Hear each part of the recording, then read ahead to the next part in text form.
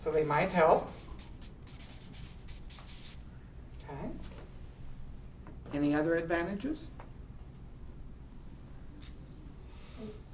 It may be somewhat relationship forming in a good way. Like, you ask for help, I provide it, we have this interaction. So it might improve our relationship? Because they never call me, you know, so, okay. What about disadvantages of asking your kids? Brings up lifelong issues. Yeah. Okay, so humiliating, long-term issues between us. What Okay. if they say no? Mm. Then So rejection if they say no, okay. No free lunch. Obligations. What I mean is, there might be payback, subtle Oh. payback. You take money from them, then they get to control you. They might expect something. Okay, great. And lastly, talk to creditors. What would be the advantages to talk to your creditors? Reduce the rate. Okay, so they might reduce the payment. Almost always an advantage to any of these would be, it might work. yeah. Right. That's true.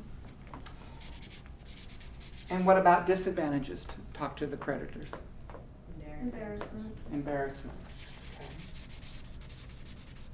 All right. It's overwhelming. Complex phone trees and systems. Okay. All right. Great. So then step 5 is I always review this with the client, and then they choose which one they want to use. And I always kind of frame it in, which one do you feel like you'd have the best chance of success in the next week or two, whatever it is that you're going to be seeing them. Which one is most feasible?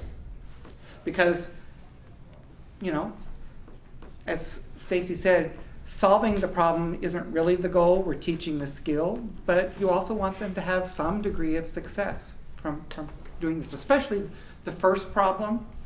The first time you do that, you want to kind of pick an easy problem that they can get their feet wet on.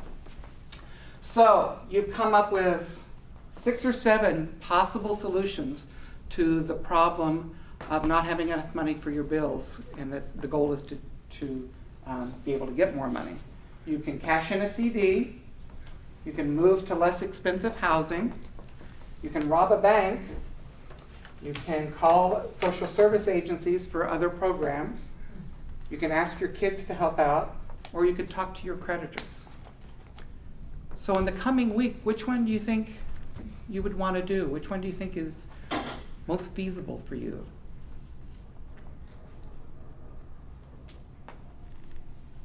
We'll talk to creditors. Talk to the creditors. Okay.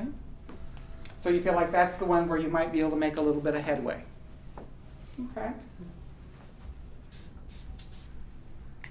So that's the solution that you've chosen. Thank you, Dana.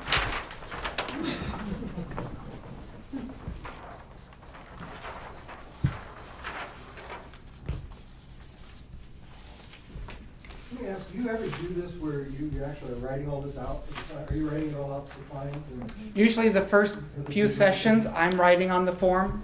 The yellow form that we give, that's what you use with clients. And so I'm writing it. By the 3rd or 4th session, I give the form to them and ask them to start writing it. Nice. We're always using the form unless someone's not literate or there's Right. there's a issue with using the form, but otherwise you're always using it. Yeah, and good. then people, it's really sweet actually. Some people, you know, they'll save them and put them up, and it's really lovely to see people use those or make their own. Because part of this is not only it reminds them of what the process is. They see all the steps. They then also know what their chosen solution is for this coming week and what they're going to do to reach that. So then the 6th step then is to implement this solution of talking to your creditors.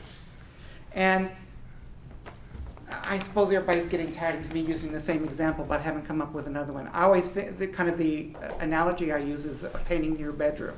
If that's your solution, is to paint your bedroom, there are steps involved. You don't just start slinging paint.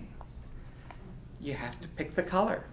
You have to go get the paint. You have to make sure you've got brushes and rollers.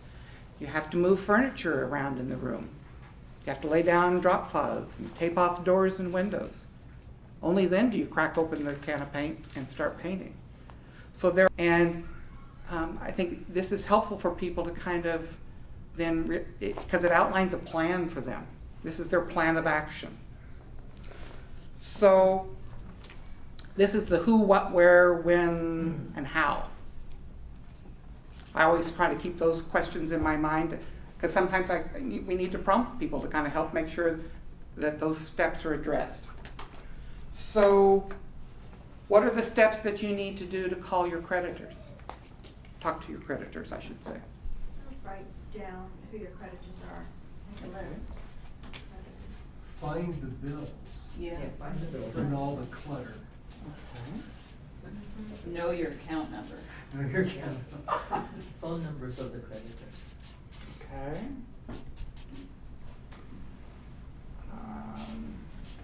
This is excellent. This is just the kind of stuff that gets in, that builds up. When someone says, sure, I'll do that, and then they may go actually try, and then they don't know this and that, and it's all these things again. And then they just kind of throw up their hands and walk Oh, away. yeah. You really get overwhelmed, huh? Mhm. Make sure you have a lot of minutes on your cell phone to wait on hold. Okay. Yeah. That's great. Get a fresh cup of coffee and a. Well, you don't want that, you're gonna be on hold. That's true, that's true. If you're on a cell phone, you can take it wherever you need to go. Okay. I wanna know what am I asking for before I Oh. make a call, That's I'm good. gonna be really nervous. Identify Like a script. the monetary amount you're Yeah. needing. So kind of, I have to figure out what it is I want to know and ask, and then how much money, help I want. Okay? What else? Have a pen and paper there to get the name of the person you're speaking with.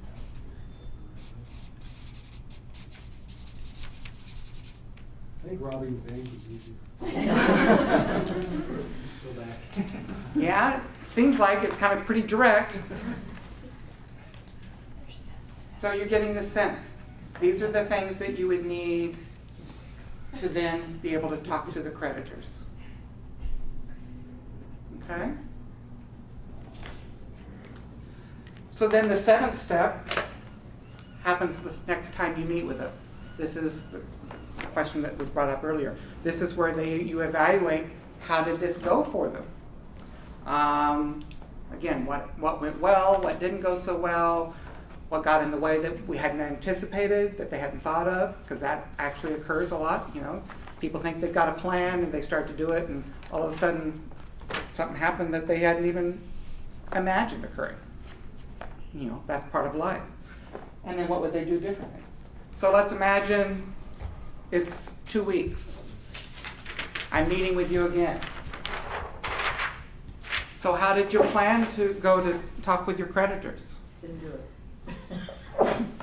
How come? Couldn't find my bills. Couldn't find your bills. Anything else get in the way? Some people just don't want, they're so fearful of calling, Mhm. that confrontation with them. So hopefully that might have come up as you're going through here, that maybe I just don't want to talk on the phone. Yeah. So then you'd help them brainstorm, are there other ways to, talk to them? So it sounds like you just got kind of overwhelmed by picking up the phone and not knowing who you're going to be talking to and what would happen. Yeah, I get that. What do you think you might do differently next time if you choose to continue to want to work on this? Get a caretaker to call for me while I sit there. So have somebody, a friend or family or a caretaker somehow, who they could make the call. Okay. Anything else that came up for you as you were thinking about doing this? You said you didn't find your bills. What's that about? What happened? It's too cluttered in here. Okay. Hmm. Any sense of how you might be able to address that part? Well, I asked, but people always come up with reasons while they're busy.